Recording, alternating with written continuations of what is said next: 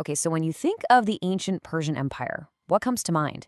If you're picturing some kind of faceless, evil horde from the movies, well, you're definitely not alone. But the real story, oh, it's so much more incredible. We're going to dive into the Achaemenid Persian Empire, what was, for real, the world's very first superpower. So that's the big question, isn't it?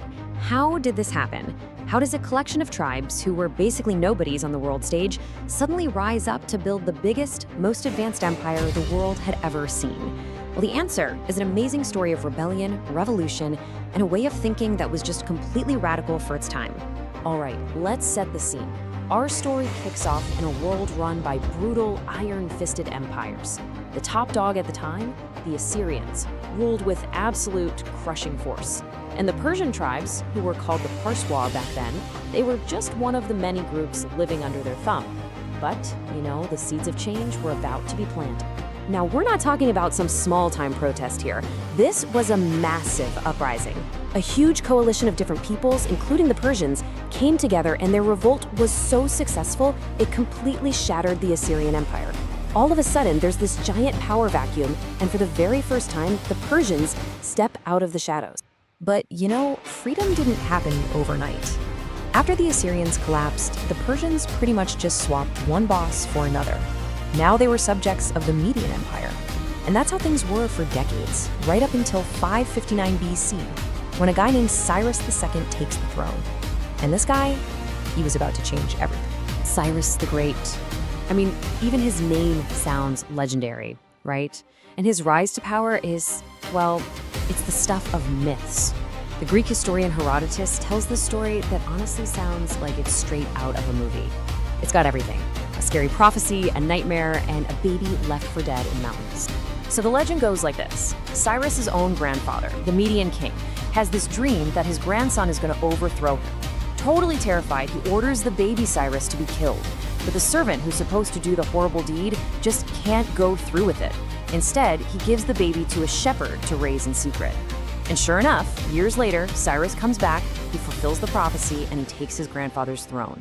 But then, he does something absolutely nobody expected. He spares his life. And that single act of mercy, that right there tells you everything you need to know about Cyrus. See, other kings ruled with fear and violence. Cyrus, he chose mercy. When he conquered the great city of Babylon, the people actually welcomed him as a liberator. He freed the Jewish people who'd been held captive there for generations, and he made it a point to respect the local customs and religions of every single person he ruled. This was a totally new way to run an empire. And he didn't just talk the talk. He actually had this philosophy carved into a clay cylinder, what we now call the Cyrus cylinder. It's basically considered the world's first declaration of human rights. And get this, in it, he doesn't just say he'll limit slavery, he says he wants to eradicate it, to wipe it out completely. For the 6th century BC, that idea it's just mind-blowing. So after Cyrus, the empire keeps growing and growing until it's this absolutely colossal thing, which brings up a pretty big question, right? How do you actually manage a territory that big with so many different kinds of people, especially way back then without modern technology? Well, you need a seriously sophisticated system. And when I say big, I mean staggering. At its absolute peak, the Persian Empire covered 8 million square miles. It stretched all the way from the Balkans in Europe to the Indus Valley in India. It covered parts of Asia, Africa, and Europe. This was, without a doubt, the largest empire the world had ever seen up to that point. So what was the glue that held this whole thing together? A really unique culture. It was said that a true Persian was taught 3 things from the day they were born: how to write, how to shoot a bow and arrow, and, most important of all, how to tell the truth. Lying wasn't just, a bad thing. It was seen as one of the worst possible offenses. Honor was everything. And you can't talk about Persia without talking about their military, especially their most elite unit, the Immortals. These guys were a force of exactly 10,000 heavy infantry. And here's where they got their name. Whenever one of them fell in battle, another soldier was pulled from the reserves to immediately take his place. So to their enemies on the battlefield, it literally looked like they couldn't be killed. Terrifying, right? And here's something else that totally flips the script on what most people think about ancient empires. Their amazing capital city, Persepolis, it wasn't built by slaves. We know this because archaeologists found stone tablets, that were basically ancient pay stubs. They show detailed records of payments to a diverse workforce of men and women who were all paid fairly for their labor. But you knew there was a but coming, didn't you? This massive, sophisticated, progressive empire was about to face its greatest test because way out on its western edge, a bunch of fiercely independent Greek city-states just refused to bow down. And this set the stage for one of the most famous conflicts in all of history, the Greco-Persian Wars.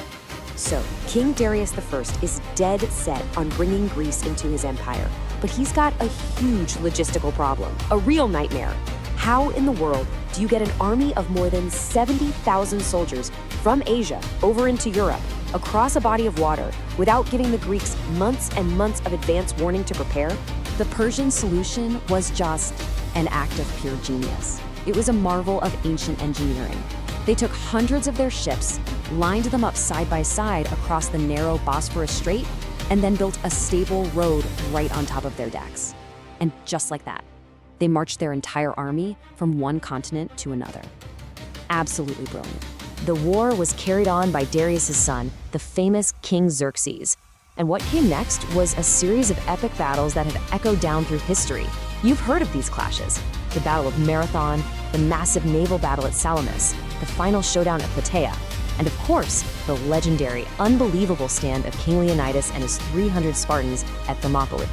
After that insane fight with the Spartans, Xerxes' army finally captured Athens. And in a moment of absolute fury over the stubborn Greek resistance, he ordered the city to be burned to the ground. Now, this was a huge no-no in Persian culture, which usually protected conquered cities. But the story goes that the very next day, Xerxes was filled with regret and ordered that Athens be rebuilt. Now, even though the Persians eventually pulled back from Greece, that long and incredibly expensive war took a serious toll. The empire that had once seemed totally invincible started to show some cracks. It was getting weaker from the inside, thanks to political fighting and a string of messy successions to the throne.